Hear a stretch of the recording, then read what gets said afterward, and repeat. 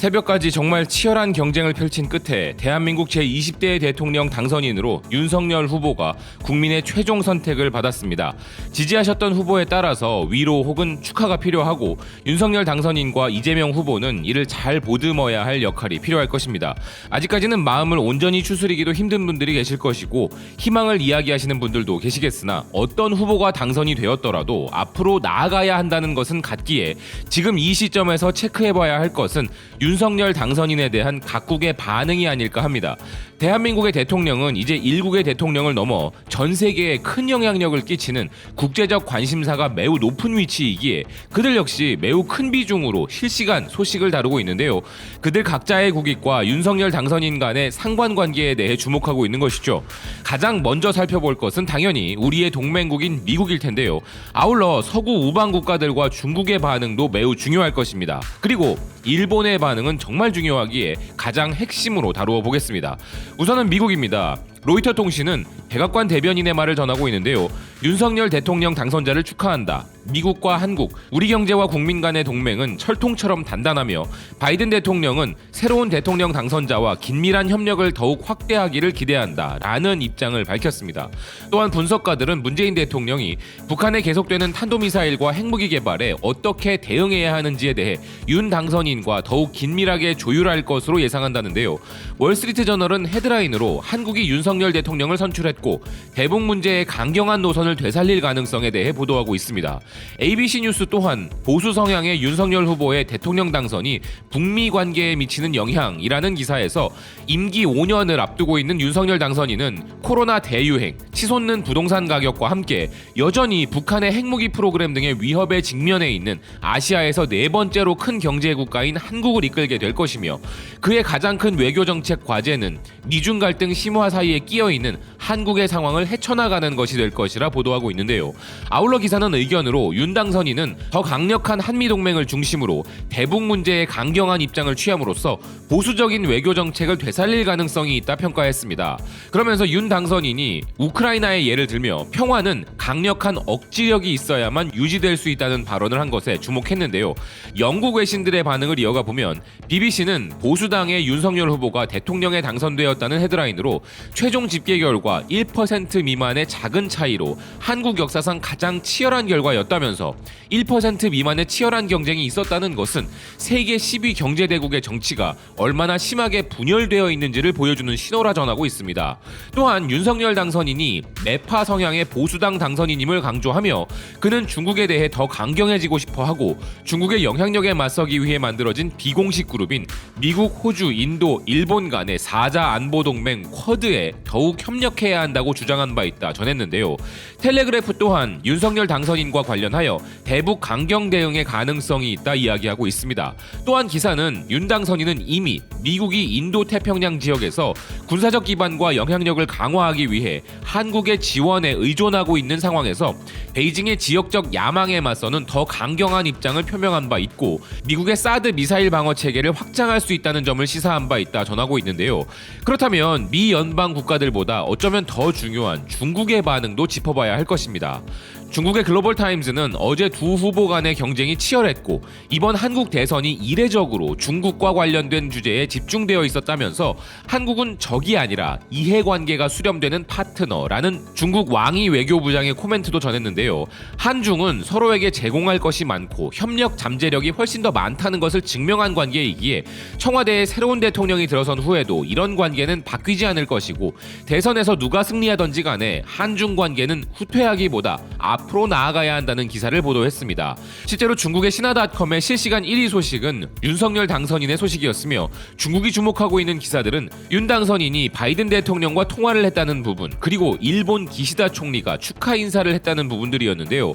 중국 입장에서는 모두 자신들과 첨예한 갈등 관계인 두 국가들이 한국에게 어떤 제스처를 취하는지가 관심사였던 것입니다.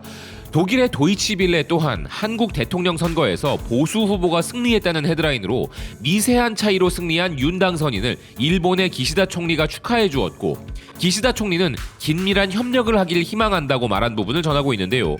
소식을 가만히 들어보시면 느껴지시는 부분들이 있으실 겁니다. 미국이나 중국, 그 외 서방 국가들의 경우 별로 달라질 것이 없다는 것을 잘 알고 있다는 것인데요.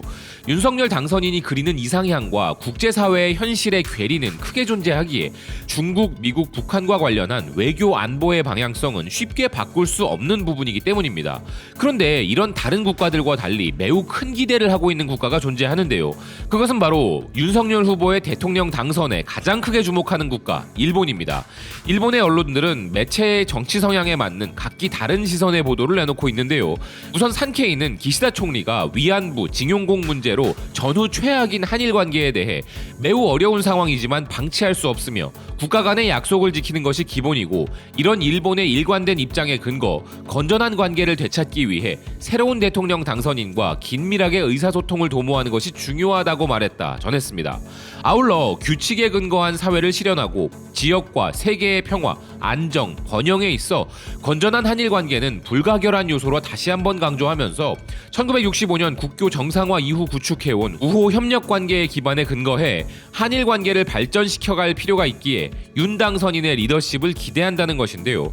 이런 기시다 총리의 한일 관계 개선 의지에 대해 당연히 일본 우익 네티즌들은 반대 의사를 분명히 하면서 아무리 대통령이 바뀐다고 해도 한일 관계를 재량으로 움직일 여지는 적고 교착 상태는 계속된다고 보는 편이 좋다. 기시다 총리는 한국이 약속을 지킨다는 언지를 취할 때까지 정상회담에 응해선 안 된다. 쉽게 만나버리면 한국이 쓸데없이 기대해버린다. 라는 등의 반응을 보였습니다. 또한 마이니치는 윤 당선인이 대일 외교에 대해 정상 간 셔틀 외교의 조기 재개 의사를 보여 관계 개선에 적극적이며 역사 문제 등의 현안에 대해서는 포괄적 해결을 주장하고 있어 구체적 해결안의 내용이 향후에 초점이 된다면서 문재인 정권의 대화를 중시한 대북 정책을 실패라고 비판한 바 있는 윤 당선인은 방위체제 강화를 우선할 방침이라 전하고 있는데요. 아사히의 경우 조금 더 한일 관계에 주목한 보도를 어제 내놓은 바 있습니다. 기사는 한국의 보수 정권이 한일 관계 개선으로 이어진다고 말할 수 없다면서 먼저 이재명 후보에 대해서 설명을 했는데요. 일본이 적성국가라는 발언을 한 적도 있는 진보 정권의 이재명 후보는 이런 부분으로 대일 강경파라는 인상이 있지만 양호한 한일 관계가 한반도 및 동아시아의 평화와 안정에 이바지한다는 생각을 하고 있는 인물이며 실용 외교적인 투트랙 접근의 인물이라 소개했고 보수 성향의 윤석열 후보는 대일 정책에 대해 역사 문제와 경제 안보 협력을 망라한 포괄적 해결을 모색한다고 호소한 바 있으며 한국의 안전 보장에 있어서는 같은 민주주의 국가인 한미일이 중심이라며 쿼드에 협력하고자 하는 성향이지만 한국의 보수 정권이 집권한다고 해서 꼭 한일 관계 개선으로 이어진다는 긍정적인 전망을 하는 것은 어렵다면서 같은 보수계 대통령이었던 이명박 전 대통령은 재임 중에 독도를 방문하여 한일 관계를 결정적으로 악화시킨 바 있다 전하고 있습니다. 결과적으로 일본의 집권 정당과 강경파들은 이제 한국이 보수 정권이 들어섰으니 한일 관계를 자신들이 원하는 방향으로 풀 수 있다는 기대감을 전하고 있는 반면 비둘기파 성향의 사람들은 한국의 보수가 집권을 해도 쉽지 않을 것이라는 조심스러운 전망을 내놓고 있는 상황이라 정리되는데요. 이치에 맞고 상식에 부합하는 한일 관계 개선이 가능하려면 우선은 과거사, 역사라는 말을 먼저 고쳐야 합니다. 그저 지나간 이야기가 아니라 현재 일본과 벌어지고 있는 영토 도발, 수출 규제와 일본의 문화유산 등재 및 방사능 유출 건 등은 모두 우리에게 직접적인 피해와 영향을 주는 현재 진행 중인 사안들이기 때문인데요. 윤석열 당선인은 선거 기간 중에 한미일 동맹, 사드 추가 배치, 선제 공격 능력, 핵 공유 등 주변국 모두를 긴장시키는 안보와 관련한 코멘트를 한 바 있습니다. 또한 한일 관계 포괄적 해결, 친미 강화 등의 외교적으로 다소 편향될 수 있는 코멘트도 한 바 있습니다. 허나 이는 선거 기간에 지지자들의 집결을 위한 전략적인 부분이라 이해하고 싶습니다. 청와대에 입성하여 실제로 이런 일들을 행하게 된다면 대한민국 정부 수립 역사상 최악의 외교, 안보 위기가 닥치게 된다는 것을 당선인 본인은 물론 주변 참모들도 충분히 인지하고 있을 것이라 믿어 의심치 않는데요. 다른 그 무엇보다 딱 하나만 강조한다면 한일 관계 개선에 있어 정상적인 관계 개선이 아닌 아무것도 해결되지 않은 채로 그저 봉합에 그치는 우리가 양보할 수 없는 조건이 받아들여지게 된다면 더욱더 사태를 악화시킬 수 있음을 꼭 유념하길 바라는 마음입니다. 한나라의 지도자가 공약을 지키지 않는 일은 없어야 하겠으나 방금 위에서 언급한 일들은 지키지 않아도 기쁜 마음으로 예외로 인정하고 싶다는 생각입니다. 시청해주셔서 고맙습니다. 또 뵙겠습니다.